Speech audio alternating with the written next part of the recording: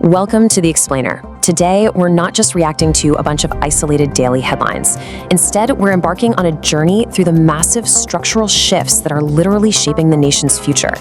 We're talking sweeping demographic changes, harsh economic realities, and some incredibly rapid tech upgrades. We're going to distill 11 diverse policy updates into one clear, cohesive narrative. So, if you really want to understand how today's data is writing tomorrow's reality, you are absolutely in the right place. Let's get started.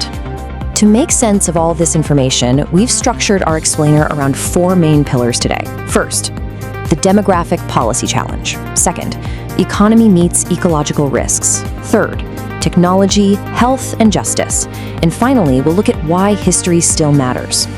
Okay, let's dive into this with Pillar 1, the demographic policy challenge, where we are racing against a changing population. This first segment really looks at the profound tension between public policy and a society that is shifting right under our feet. Demographics essentially dictate destiny. And right now, how we measure and respond to our changing population is sparking some major national debates. For instance, the government recently put together a high-level committee on demography. Now, officially, their focus heavily features border management and analyzing illegal infiltration, which aligns with official statements pointing to structural population changes. But almost immediately, critics pointed to a pretty glaring issue. There is a notable absence of actual demographers on this panel. It's chaired by a retired judge alongside retired administrative and police officers, and this sparks a really deep debate over the constitutional implications of formulating policy using demographic data that's filtered by religion and community. What we're seeing here is a very delicate tightrope walk between addressing perceived internal security issues and the deep complexities of identity politics. And speaking of demographic data, the actual tools we use to measure our society, well, they're evolving too.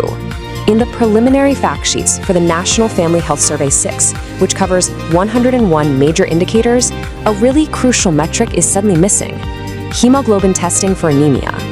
Now, it wasn't dropped for lack of funds, but over very specific methodological concerns with capillary blood sampling. It's a vital reminder that an incomplete data slapshot can create major blind spots in our public health policies.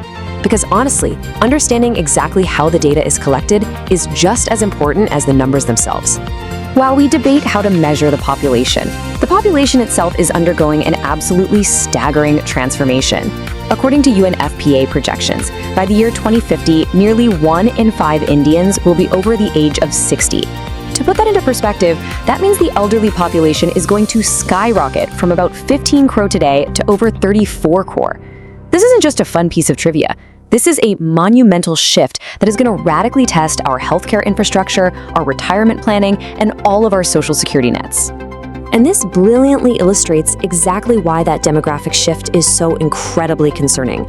200 rupees. That is the exact central contribution amount fixed for the IGNO APS old age pension for those over 60. And the most shocking part about this? It has been frozen at this exact number since 2007.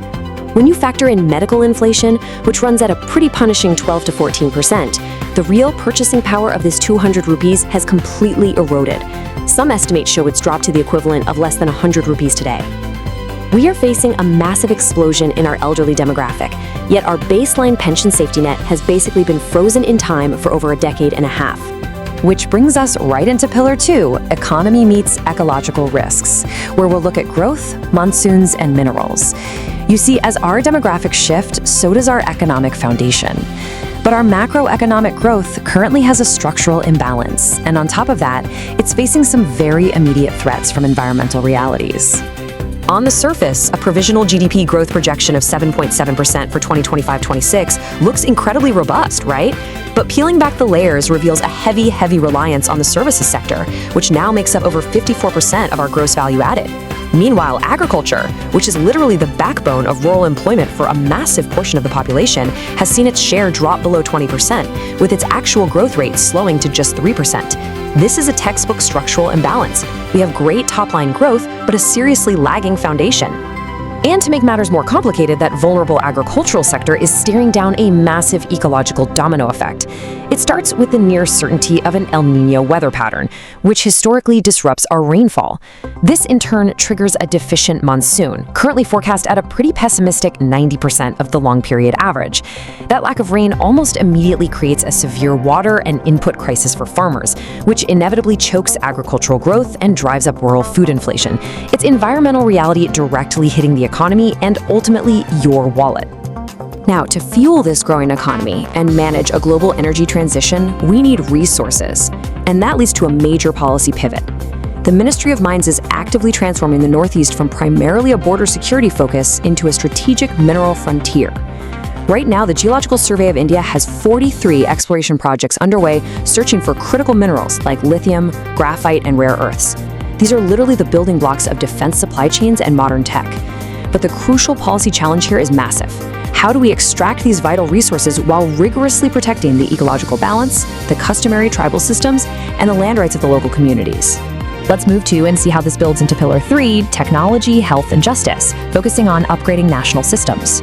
We've talked about people and resources, now let's see the systems governing them. We are currently witnessing a huge technology-driven upgrade across our national health and legal frameworks. Let's start with public health. The Indian Council of Medical Research, or ICMR, is completely rewiring its ecosystem with an eye toward the year 2047.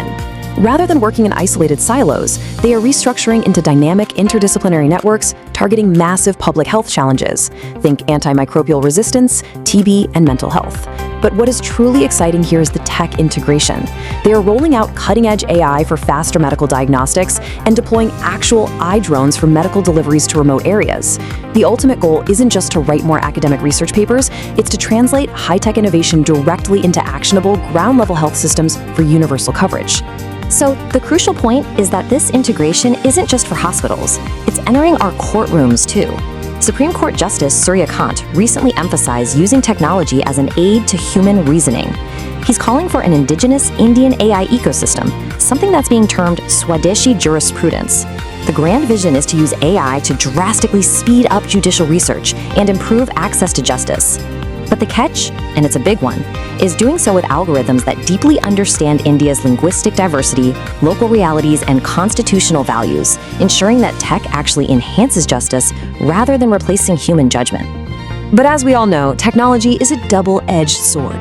While AI promises to speed up judicial research and dramatically expand medical diagnostics, the peril is very real. Just recently, cybersecurity reports revealed that a new Meta AI support chatbot was actually exploited by attackers to bypass security and hijack high-profile Instagram accounts, allowing them to change emails and reset passwords entirely. It is a stark reminder that as we digitize governance and public services, multi-layered cybersecurity and corporate transparency aren't just IT issues anymore, they are fundamental pillars of national security.